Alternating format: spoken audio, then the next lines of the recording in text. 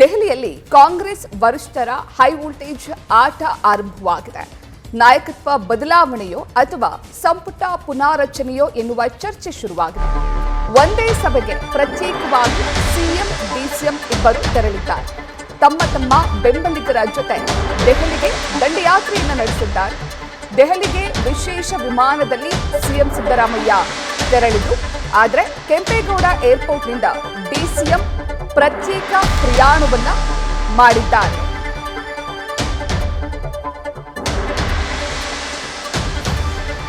ಇಷ್ಟು ದಿನ ನಡೀತಾ ಇದ್ದಂತಹ ನಾಯಕತ್ವ ಬದಲಾವಣೆ ಚರ್ಚೆ ಹಾಗೂ ಸಂಪುಟ ಪುನಾರಚನೆಯ ಚರ್ಚೆಗೆ ಇವತ್ತು ತೆರೆ ಬೀಳುವ ಸಾಧ್ಯತೆ ಇದೆ. ಯಾಕಂದ್ರೆ ನಿನ್ನೆ ಸಿಎಂ ಹಾಗೂ ಡಿಸಿಎಂ ಇಬ್ಬರು ಕೂಡ ತಮ್ಮ ಬೆಂಬಲಿಗರ ಜೊತೆ ದೆಹಲಿಗೆ ದಂಡಯಾತ್ರೆಯನ್ನ ಬೆಳೆಸಿದ್ದಾರೆ.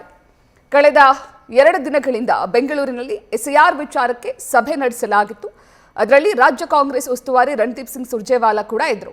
ಆ ಸಭೆಯನ್ನ ಮುಗಿಸಿ ನೇರವಾಗಿ ಸಿಎಂ ಹಾಗೂ ಡಿಸಿಎಂ ಇಬ್ಬರು ಕೂಡ ದೆಹಲಿಗೆ ಪ್ರಯಾಣವನ್ನ ಬೆಳೆಸಿದ್ದಾರೆ.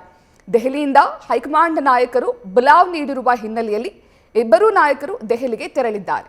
ಆದರೆ ಕುತೂಹಲ ಮೂಡಿಸಿರುವಂಥದ್ದು ಇಬ್ಬರು ಕೂಡ ಪ್ರತ್ಯೇಕವಾಗಿ ತೆರಳಿದ್ದಾರೆ. ಸಿಎಂ ಸಿದ್ದರಾಮಯ್ಯ ತಮ್ಮ ಬೆಂಬಲಿಗರ ಜೊತೆಗೆ ವಿಶೇಷ ವಿಮಾನದಲ್ಲಿ ದೆಹಲಿಗೆ ಹೊರಟ್ರೆ, ಡಿಸಿಎಂ ಡಿಕೆ ಶಿವಕುಮಾರ್ ಕೆಂಪೇಗೌಡ ಏರ್ಪೋರ್ಟ್ನಿಂದ ದೆಹಲಿಗೆ ಪ್ರಯಾಣವನ್ನು ಬೆಳೆಸಿದ್ದಾರೆ. ಹಾಗಾಗಿ ಸಿಎಂ ಡಿಸಿಎಂ ಇಬ್ಬರೂ ನಾಯಕರು ಪ್ರತ್ಯೇಕವಾಗಿ ಪ್ರಯಾಣವನ್ನ ಮಾಡಿರುವುದಕ್ಕೆ ಹಲವು ಅನುಮಾನಗಳು ಮೂಡಿದೆ. ಜೊತೆಗೆ ರಾಜಕೀಯ ಪಡಸಾಲೆಯಲ್ಲಿ ಹಲವು ಚರ್ಚೆಗಳು ಆಗ್ತಾ ಇದೆ. ನ್ಯೂಸ್ ಫಸ್ಟ್ ನಿರ್ಭೀತಿಯಿಂದ ನಿಮ್ಮ ಪರವಾಗಿ.